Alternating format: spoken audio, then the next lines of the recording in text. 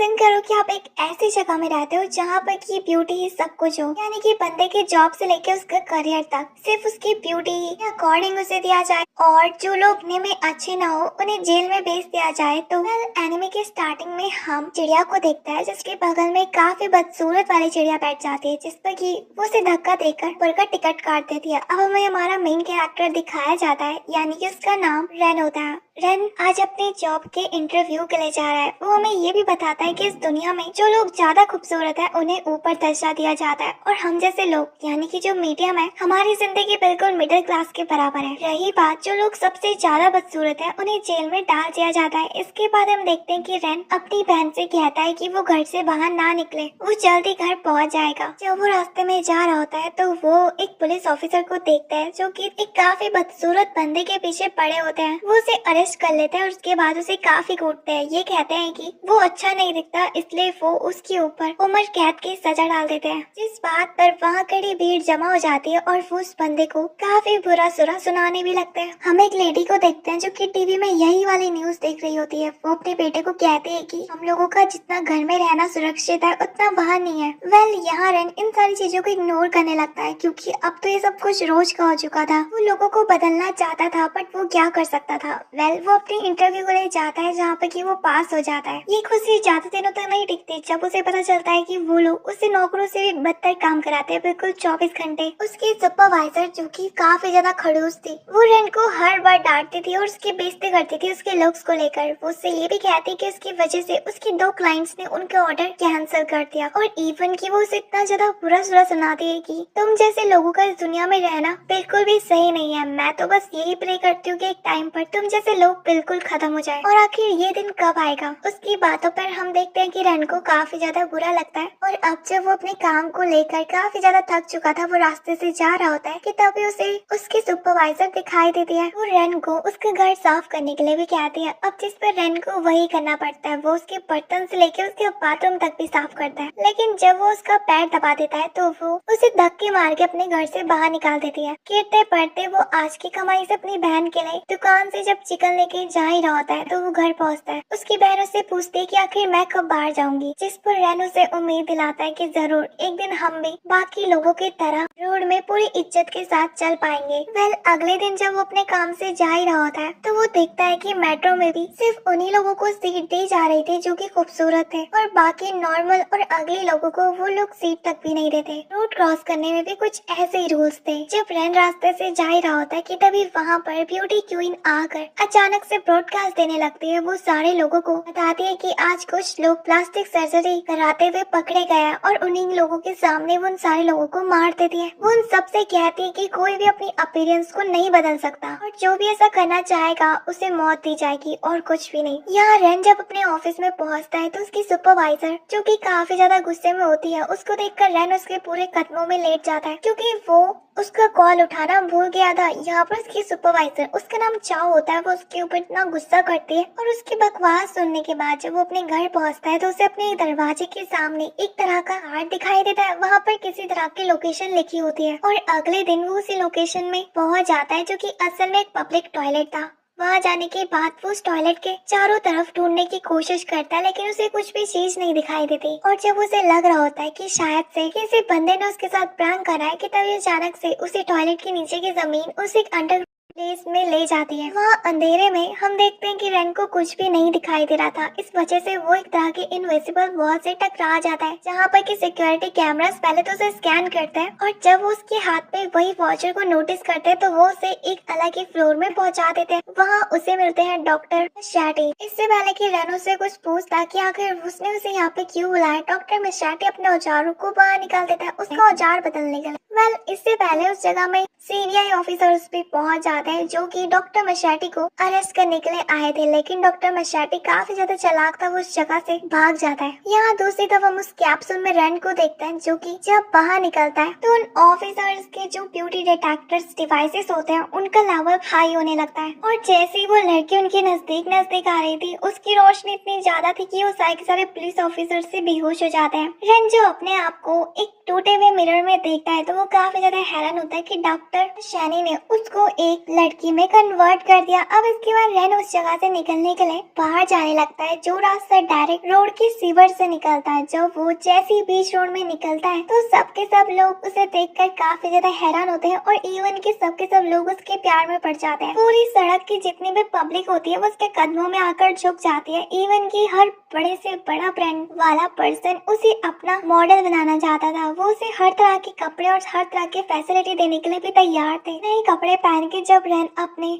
Office की तरफ निकलता है तो वो उन सबसे जॉब मांगता है, जिस पर कि वो लोग उसे उस कंपनी का सीईओ बना देते हैं। और वो जब अपने आप को इतना ऊंचा देखकर उसकी इतनी ज्यादा रिस्पेक्ट हो रही थी, उसे अपनी नई लाइफ काफी ज्यादा अच्छी लग रही थी, वो उस जगह में उसे सुपरवाइजर चाओ को बुलाता है। जैसे ही चाओ उसके पास पहुंचती है तो उसकी खूबसूरती को देखकर वो भी काफी ज्यादा अट्रैक्ट हो जाती है। वो उससे उसका नौकर बनने के लिए भी तैयार हो जाती है। अब जिस पर यहाँ पर रेन ऑर्डर देता है कि वो कदमों के बल उसके सामने झुक जाए, वो ऐसे ही करती है। वो जमीन में अपनी नाक तक भी रगड़ती है, लेकिन उसे थोड़ी सी भी बेइज्जती महसूस नहीं होती। हम देखते हैं कि वो इन सारी चीजों को बल्कि एंजॉय कर रही होती है। इस पर किरण काफी ज्यादा हैरान होता है। वो देखता है कि लोगों की मेंटालिटी कुछ ऐसी बन चुकी है कि वो लोग जो सिर्फ खूबसूरत होते हैं वो उनके सामने करने के लिए कुछ भी तैयार है। यहाँ पे चाओ उससे कहते हैं कि प्लीज मुझे अपना बॉडीगार्ड बना दो, क्योंकि मुझे पता है कि आने वाले टाइम पर आप ही हमारे यहाँ की क्वीन बनने वाले हो। रेन क्वीन बनने के लिए सोचती है और कहती है कि अगर ऐसा हुआ तो मैं इस दुनिया को बदल सकती हूँ। मेरी बहन उसकी एक नई जिंदगी बना सकती हूँ अपने हाथों से। दूसरे दिन में हम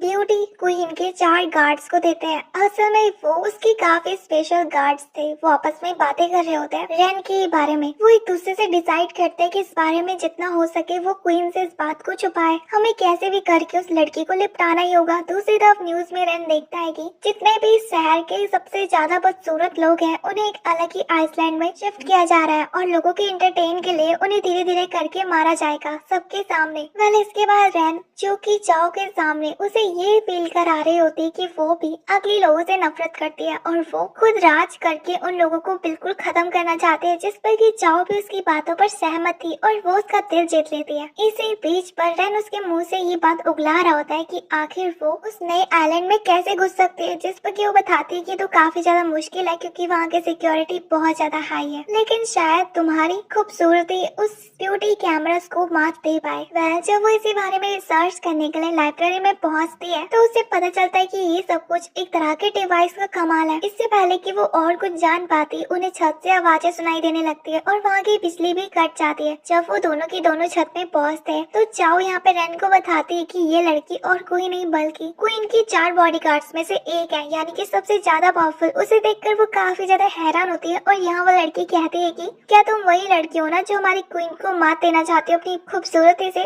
बट मुझे नहीं लगता क्योंकि तुम मेरी खूबसूरती के सामने कुछ भी नहीं हो। रही बात ब्यूटी क्वीन की तो इसके बाद वो अपने ब्यूटी डिटेक्टर्स कैमरास को ऑन कर देती है और उसे बताती है कि इन कैमरास को खुद ब्यूटी क्वीन ने अपने हाथों से बनाया है और जो भी हम दोनों में से सबसे ज्यादा अगली होगा तो ये कैमरा उस बंदे को मार देगा। वेल यहाँ पर वो कैमरास डिटेक्ट करते हैं कि जो रेन की ब्यूटी है वो लगभग 4 स्टार में है और दूसरी तरफ उस लड़की की यानी कि उसका नाम ब्राइट होता है, उसकी ब्यूटी लगभग 4.5 है। अब इससे पहले कि वो कैमरास यहाँ पर रेन को खत्म करते हम देखते हैं कि चाओ दूसरी तरफ उसके सामने से उन फ्लैश लाइट्स को प्लग निकाल कर बंद कर देती है, जिसके बाद ना ही उसके मुंह में लाइट्स पड़ रही थी और ना ही वो खूबसूरत लग रही थी। उसकी रेटिंग 4.5 से गिर के 1 में पहुंच जाती है, जिसके बाद वो ड्रोन्स ब्राइट को वहीं पर ही खत्म कर देते हैं और उसके मरने के बाद उसे यानी कि रेन को उसके पास से एक एम्बलम का पीस दिखाई देता है, यानी कि शायद से ही इस टुकड़ों को जोड़ जोड़ के एक तरह की चाबी बना सकती है जो कि शायद फ्यूचर में उसके काम आए। वेल इसके बाद वो चाओ से कहती है कि उसे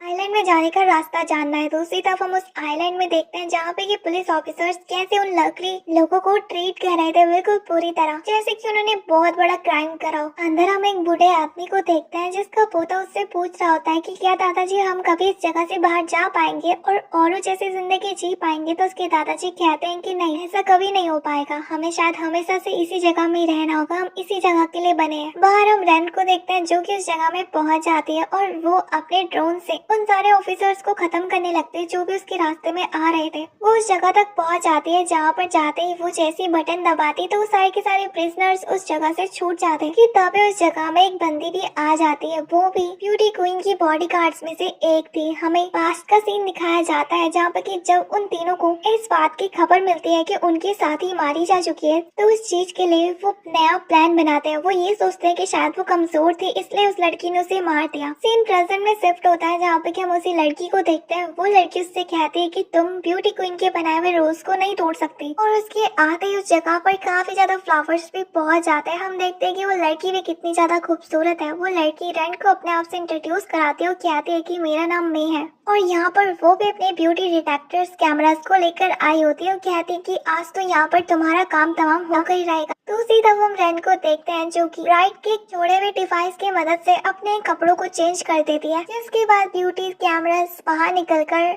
रेन को डिटेक्ट करने लगते हैं। वो उसकी रैंक बिल्कुल 5 आउट ऑफ 5 दिखाते हैं, और दूसरी तरफ उस लड़की की यानी कि मे की उसकी 2.5, जिस पर मैं कहती है कि सबर करो मेरा भी ट्रांजिशन होने दो। इसके बाद वो अपनी पावर से अपने आप को और भी ज्यादा खूबसूरत बना देती है अपने फूलों के साथ, लेकिन तभी भी वो रेन की बराबरी नहीं कर पाती। उसकी रैंक अभी भी उससे कम थी। लेकिन तभी अचानक से रेन देखता है कि अभी की एयर में कुछ गड़बड़ी है, यानी कि उसके फ्लावर्स में कुछ चीज मिली हुई थी और उसके स्माइल की वजह से रेन को तकलीफ हो रही थी। इस पर वो अपने मुंह को बंद करने लगती है, जिस पर कि कैमरास उसकी रैंक नहीं बता पाते और वो उसकी रैंक कम ही दिखा रहे थे। लेकिन यहाँ पर रेन पारा पलट कर उसी की ट्रिक को उसी के ऊपर इस्तेमाल कर देती है, उन फ्लावर्स को उसकी तरफ पैक कर, जिस पर कि वो काफी जोर जोर से चिल्लाने लगती है। और उसकी रैंक तो रेन की ब्यूटी रैंक से भी काफी ज्यादा कम थी। इससे पहले कि वो कैमरास उसे मार देते वो वहाँ पे अपनी जान की भीख मांगने लगती है रेन के सामने। वो रेन से कहती है कि मैं तुम्हारी नौकर बनने के लिए तैयार हूँ, पर प्लीज मुझे बचा लो, जिस पर कि रेन मे को बचाने के लिए अपने कैमरास को बंद कर देती है। यहाँ पर मे उसे बताती है कि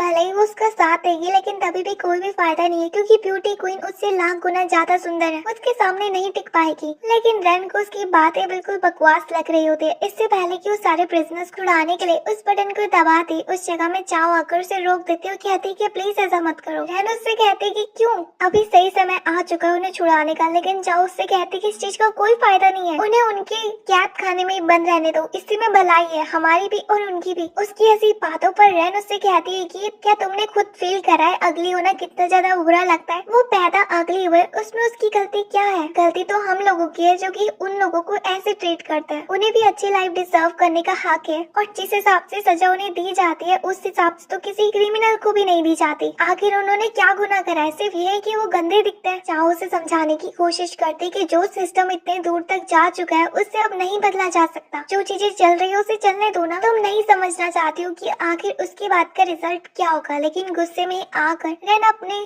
ड्रोन्स को एक्टिवेट कर देती है, जिस वजह से चाओ की ब्यूटी रेन के सामने कुछ भी नहीं थी और उसे उसी जगह में मार दिया जाता है। चाओ के आखिरी वर्ड्स यही थे, जो जैसे चल रहा है उसे चलने दो। लेकिन यहाँ पे रेन गुस्से में आकर उस मशीन में प्रिजनर्स को छुड़ाने का बटन दबा देती है, और इसके बाद वो बाहर आकर उन सारे प्रिजनर्स से कहते हैं कि आज से उनकी नई जिंदगी शुरू होने वाली है। वो अपने मतलब का कुछ भी कर सकते हैं इस जगह में, उन्हें किसी के नीचे दब के रहने की जरूरत नहीं है। लेकिन धीरे धीरे करके उस आइलैंड में पूरी तबाही आ जाती है, क्योंकि जैसा उसने सोचा था ऐसा कुछ भी नहीं हुआ था। वो लोग आजादी की खुशी में उस जगह पर भगदड़ मचाने लगते हैं। उन्हें इतने दिनों से खाना नहीं मिला था, इसलिए वो खाने के लिए एक दूसरे को ही पीटने लगता है और सिचुएशन काफी ज्यादा बिगड़ जाती है। दूसरी तरफ ब्यूटी डिटेक्टर्स कैमरास उन सारे बदसूरत लोगों को मारने लगते हैं जो कि उनसे भी ज्यादा बदसूरत थे। दूसरी तरफ जो उन सबसे ज्यादा ठीक ठाक दिखता था उस बंदे को उस जगह का राजा बना दिया जाता है, जिस पर सारे के सारे लोग उसके सामने झुकने लगते हैं। ये सब कुछ जब रेन और मेवे देख रहे होते हैं तो रेन कहती है कि आखिर मैंने तो इस बारे में सोचा ही नहीं था, आखिर चीजें कैसे बदल गई। ये लोग तो ऐसे ही ट्रीट कर रहे हैं जैसे कि शहर में सुंदर लोग अगले लोगों के साथ करते हैं। मैं उसे बताती है कि वैसे भी उनको पता है कि घर जाने से कोई भी फायदा नहीं होगा, इसलिए उस आइलैंड में अपना नया किंगडम बनाना चाहते हैं। रेन काफी ज्यादा कंफ्यूज होने लगती है और उसे अपने एग्जिस्टेंस में डाउट होने लगता है कि क्या उसने सही करा या फिर नहीं, आखिर वो सिचुएशन को कैसे बदल सकती है। तो यहाँ पर मैं उसे अपने पास एक बैच देती है और कहती है कि ऐसे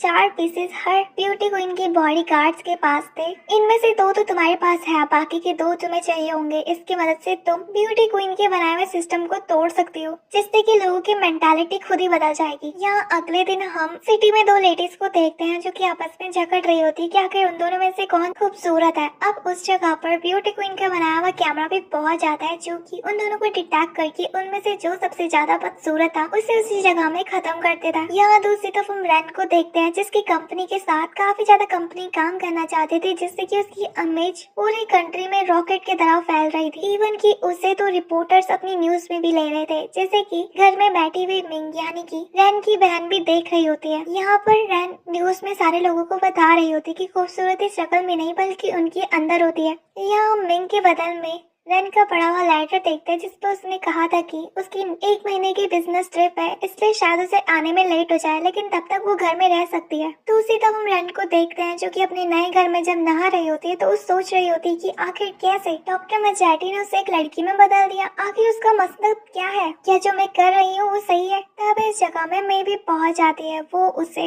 बताती है कि ब्यूटी क्वींस के अब सिर्फ 2 ही बॉडीगार्ड्स बचे हुए हैं। क्या तुम सच में उनसे दुश्मनी मोल लेना चाहती हो? क्या तुम सच में ब्यूटी क्वीन के साथ फाइट करना चाहती हूँ? जिस पर रैन कहती कि हाँ, मैं पूरी दुनिया को बदलना चाहती हूँ। मुझे पता है कि मैं कोई भी काम अब जल्दबाजी में नहीं करूंगी, बल्कि सोच समझ के करूंगी, क्योंकि पहले ही हमने चाव को खो चुका है। उसने हमें समझाने की कोशिश करी थी, लेकिन हम ही नहीं समझे। वह जब मैं उसके बाथरूम से जाती है तो वो यही सोच रही होती है कि रैन का सोचने का तरीका बिल्कुल ब्यूटी क्वीन की तरह है। ऐसी वो 3 साल पहले भी सोचती थी, लेकिन उसके बाद उसकी पूरी पर्सनैलिटी चेंज हो गई। जब नहाने के बाद खाना खाने के लिए आई रही थी कि उस जगह में उसे काफी ज्यादा अंधेरा लगता है और उससे बिल्कुल भी सही महसूस नहीं होता। असल में उसके सामने एक बंदी खड़ी थी और वो भी ब्यूटी क्वीन के 4 बॉडीगार्ड्स में से तीसरे नंबर वाली थी। उसका नाम मिंग होता है। रैन उस कमरे की लाइट जलाकर जब उसे देखती है तो काफी ज्यादा हैरान होती है, क्योंकि इस बंदे के हाथ में एक तरह का बॉक्स मौजूद था। वो लड़की रैन से कहती है कि तुम सरेंडर कर दो, नहीं तो तुम मारे जाओगी, लेकिन रैन उसके सामने झुकने के लिए तैयार ही नहीं थी। तभी अचानक से उस जगह की खिड़की तोड़ के वहाँ पे 3 डिटेक्टिव कैमरास भी पहुंच जाते हैं, जो कि उन दोनों को रेड करने वाले थे। यहाँ पर हम देखते हैं कि एक बार फिर से रैन की जो रेटिंग होती है वो मिंग से काफी ज्यादा होती है, लेकिन मिंग उस जगह पर अपना मेकअप बॉक्स बाहर निकालती है और जैसे ही वो अपने मुंह पे एशियन पेंट्स पोंछती है तो उसके बाद वो काफी ज्यादा खूबसूरत बन जाती है। रैन को थोड़ा डाउट होता है, लेकिन उसे अपने ऊपर भी पूरा कॉन्फिडेंस था कि बिना मेकअप के भी वो उससे काफी ज्यादा सुंदर दिख रही होगी। लेकिन यहाँ पर मिंग उससे कहती है कि किसने कहा, तुम तो वैसे भी अभी नहा के आ रही हो, मेरे मेकअप के सामने तुम्हारी ब्यूटी कुछ भी नहीं है। और होता भी ऐसा ही है। वो कैमरास यहाँ पर रैन के ऊपर टैग करना शुरू कर देते हैं, जिस पर कि रैन उस जगह से भाग रही होती है, लेकिन मिंग उससे कहती है कि अब भागने का भी कोई फायदा नहीं है, मरने के लिए तैयार हो जाओ, मैंने तुम्हें पहले ही वार्निंग दी थी ना। लेकिन हम देखते हैं कि रैन के दिमाग में तो कुछ और ही चल रहा था। वो टेबल के नीचे छुप जाती है, जिस पर कि कैमरास उसे डिटेक्ट नहीं कर पाते। और अब जैसा कि उस कमरे में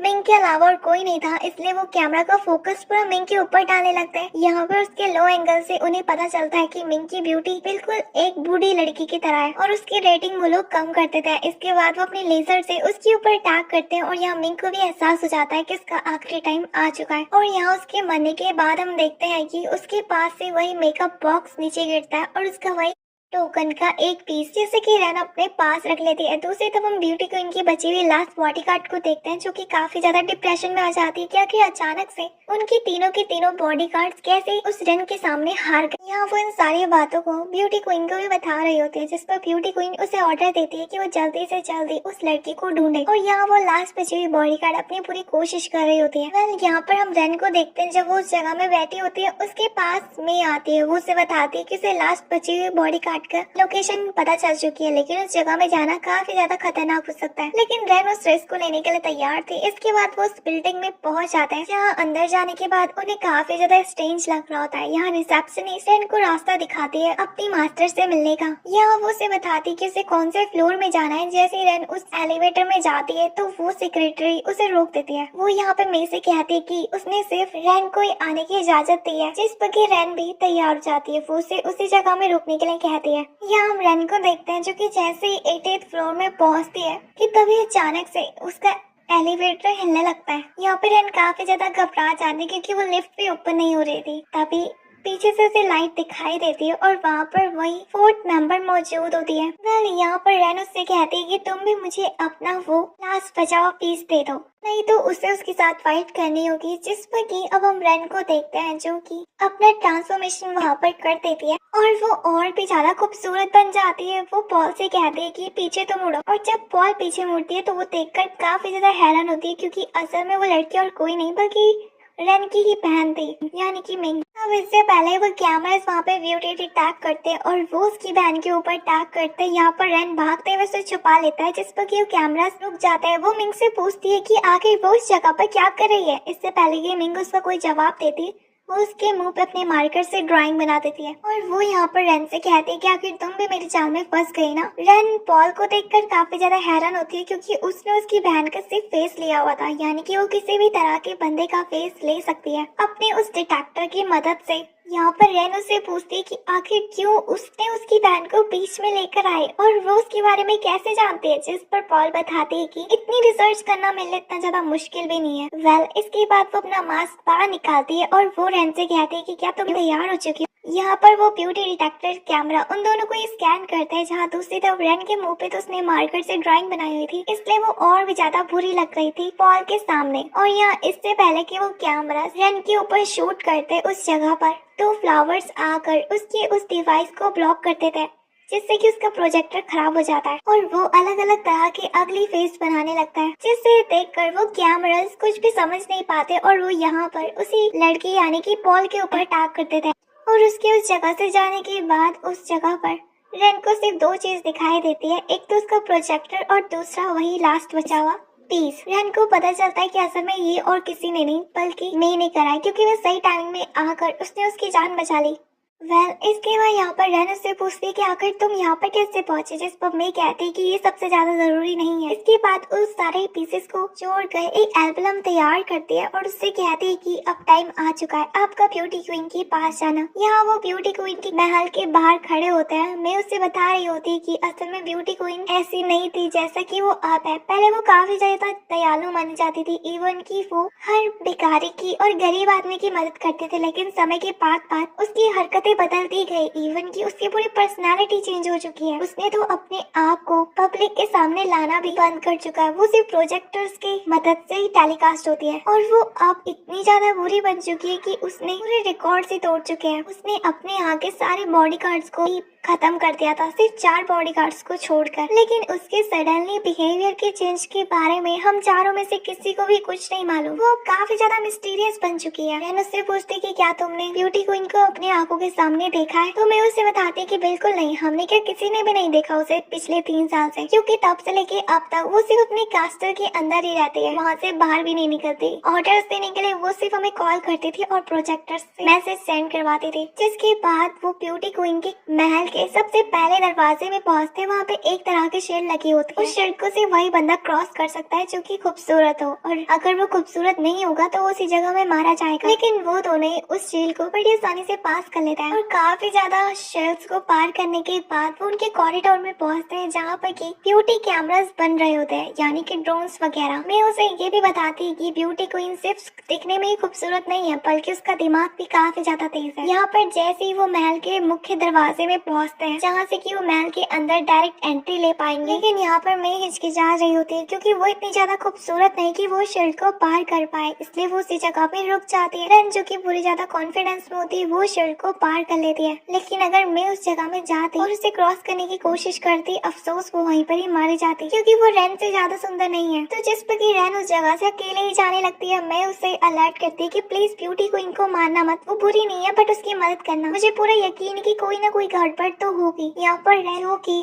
ब्यूटी क्वीन के पास जा रही होती है और जैसे ही वो उसके थ्रोन के पास पहुंचती है, तो ब्यूटी क्वीन जैसे पलट कर उसे देखती है, उसे देखकर रेन की आंखें खुली की खुली रह जाती है, क्योंकि वो वाकई में काफी ज्यादा सुंदर थी और उसका नाम पर्ल था। वो पर्ल से भी कुछ ज्यादा चमक रही थी। वो अपने आप को रेन से इंट्रोड्यूस कराती है कि वो ब्यूटी फैमिली की लगभग 14th रानी है। पर्ल उससे कहते हैं कि मुझे नहीं लगा था जिसने मेरे 4 बॉडीगार्ड्स को खत्म करा होगा वो तुम जैसी लड़की होगी। लेकिन यहाँ पर रेन अपने पास से वही एल्बम बाहर निकालती है और उससे वो चाबी दिखाती है और कहती है कि इसकी मदद से हम दोनों लोगों की सोच को बदल सकते हैं मिलके। जिस पर कि वो ब्यूटी क्वीन अपने कैमरास को एक्टिवेट कर देती है, लेकिन यहाँ पर रेन भी बिल्कुल नहीं डर रही होती है। ब्यूटी क्वीन उससे कहती है कि जो सिस्टम अब बन चुका है तुम उसे चाहकर भी नहीं तोड़ पाओगी। दूसरी तरफ हम देखते हैं कि वो कैमरास उन दोनों की ब्यूटी को डिटेक्ट नहीं कर पा रहे थे, क्योंकि दोनों के दोनों ही काफी ज्यादा खूबसूरत है, इसलिए वो खुद ही ब्लास्ट हो जाता है। यहाँ हम देखते हैं कि जैसे ही रेन उसके नजदीक पहुंचती तो पल उस जगह से गायब हो जाती, क्योंकि वो तो सिर्फ उसका एक प्रोजेक्टर था और अब उसकी आवाज पूरे हॉल में गूंजने लगती है, जहाँ पर कि वो हंस रही होती है और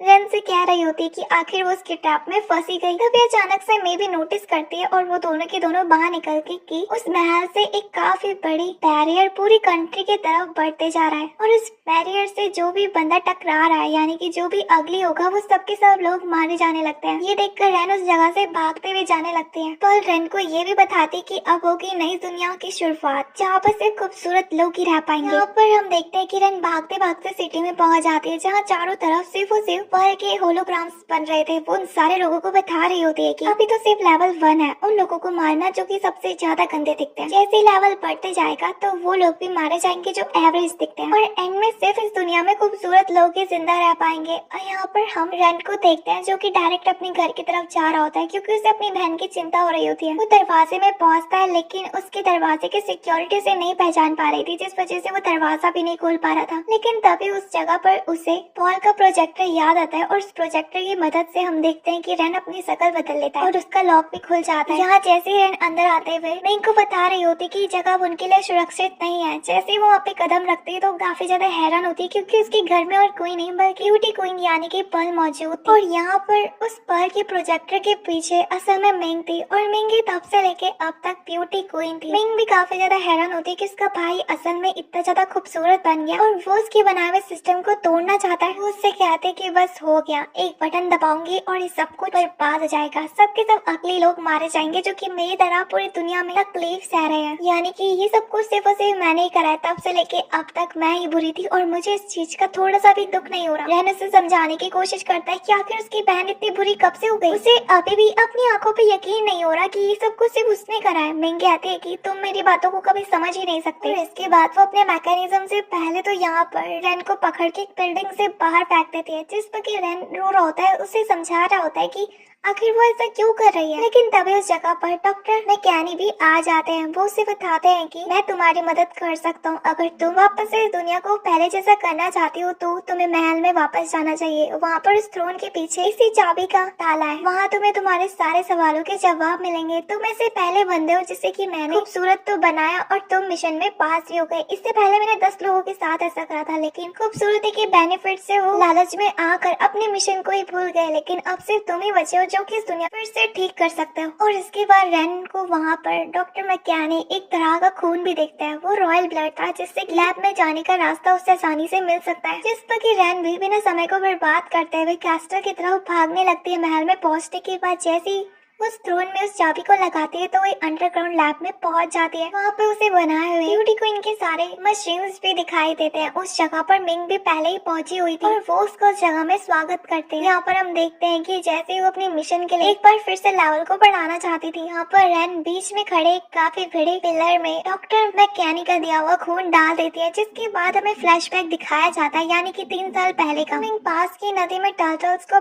बहाकर उनके साथ खेल रही थी। उस जगह में उसे मिलती है ब्यूटी क्वीन। उसे बताती है कि उसके बारे में वो किसी को न बताए। इस पर मिंग कहती है कि उसे वैसे भी इंटरेस्ट नहीं है। ब्यूटी क्वीन उससे पूछती है कि आखिर वो यहाँ पे क्या कर रहे हैं, जिस पर कि वो बताती है कि मेरा भाई मुझे घर से बाहर नहीं निकलने देता। वो नहीं चाहता कि मैं सिटी में जाऊँ क्योंकि मैं काफी ज्यादा अगली दिखती हूँ। ब्यूटी क्वीन उसे समझाती है और कहती है कि किसने कहा तुम अगली हो, मैंने काफी ज्यादा सुंदर लोगों को देखा है जो कि अगली होते, वो भी हार्ट से, लेकिन तुम्हें देखकर तुम दिल की बुरी नहीं लगती। उसकी बातों का असर मिंग के ऊपर थोड़ा सा भी नहीं होता और वो उसके ऊपर चिल्लाने लगती है और कहती है कि आखिर तुम जैसी सुंदर लड़की और ऐसी लड़की जो कि हमेशा महलों में ही पड़ी गई है, वो मेरे दुख को कैसे समझ सकते, इवन कि मैंने जैसे बाकी लोगों के दुख को। और अगर वो इतनी अच्छी है तो उसने आखिर ऐसे ब्यूटी फिल्टर्स टाइप के रूल्स क्यों बनाए, जिस पर वो कहती है कि मैं अपने करे हुए पे काफी ज्यादा पछताती हूँ। ये तो मेरी फैमिली की बनाई हुई चीजें हैं, मेरे एंसेस्टर्स ने बनाई थी। मुझे इस चीज का पूरा दुख है। मैं इन चीजों को बदलना चाहती हूँ। और इसके बाद वो मिंग का दिल हल्का करने के लिए उसे अपनी लैबोरेटरी में लेकर आती है, जहाँ पे कि वो उसे काफी ज्यादा डिवाइसेस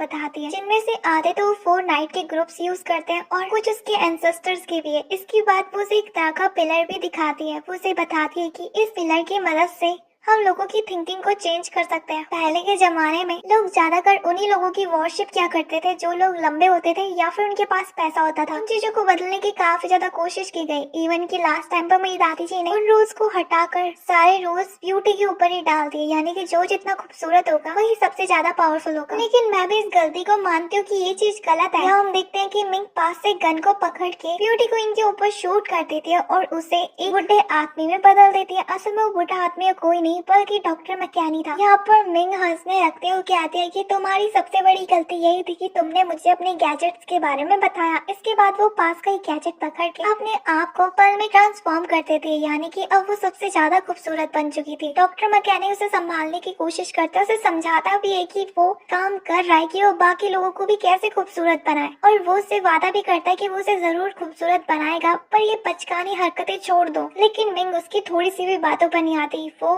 कहती है कि उसे खूबसूरत बनना है, बट अभी जिस पे कि डॉक्टर मैकेनी से बताता है कि ये गैजेट वैसे भी 3 साल के बाद काम करना बंद कर देगा और उसके साथ साथ सारे के सारे लोग मारे जाएंगे। लेकिन मिंग उसकी एक भी बात सुनने के लिए तैयार नहीं थी। और इसके बाद मिंग पूरी सत्ता को हड़प लेती है और इवन की अपने नए नए रूल्स बनाने लगती है। वो उन कैमरास को डॉक्टर मैकेनी के ऊपर टैग करने के लिए कहती है, लेकिन हम देखते हैं कि डॉक्टर मैकेनी यानी कि पल उस जगह से भाग जाती है अपने आप को बचाने के लिए। वेल, इसके बाद हम रैन को देखते हैं जो कि इन सारी चीजों को देख रही होती है। वो देखती है कि इसके बाद मिंग जो कि अपनी लग्जरियस वाली लाइफ जीती है और दूसरी तरफ पल जो कि एक बुड्ढे में कन्वर्ट हो जाती है। यहाँ जैसे ही वो इन मेमोरीज को पूरा देख लेती है तो उसके सामने पल की आत्मा आती है। वो उसे बताती है कि ये है पूरी सच्चाई, जिस पर रैन उसके जवाब में कहती है कि आखिर हम ब्यूटी फिल्टर को कैसे ऑफ करेंगे। तो पल उससे बताती है कि इसका जवाब तो खुद उसके पास भी नहीं है, हम उसे रोक नहीं सकते, पर हम ब्यूटी फिल्टर को किसी और फिल्टर में चेंज कर सकते हैं। यानी कि अब जैसे कि जो सुंदर लोग हैं वही राज करते हैं, तो तुम ऐसा कर सकती हो कि अगले लोग राज करें। बट इसका तब भी कोई भी फायदा नहीं है क्योंकि सिचुएशन तो वैसी ही रहेगी। लेकिन वो उससे कहती है कि तुम्हारे पास एक और चांस है, तुम अगले लोगों को स्टैंडर्ड बना सकती हो, वही राज कर सकते हैं, तुम अपना बदला उन लोगों से निकाल सकती हो। जिस पर किरण कहता है आखिर मैं इसे कैसे कर सकती हूँ, आखिर वो खूबसूरत बेकसूर लोग भी तो मारे जाएंगे ना, इस चीज में तो क्या फायदा है। फिर मैंने पहले भी गलती करी थी,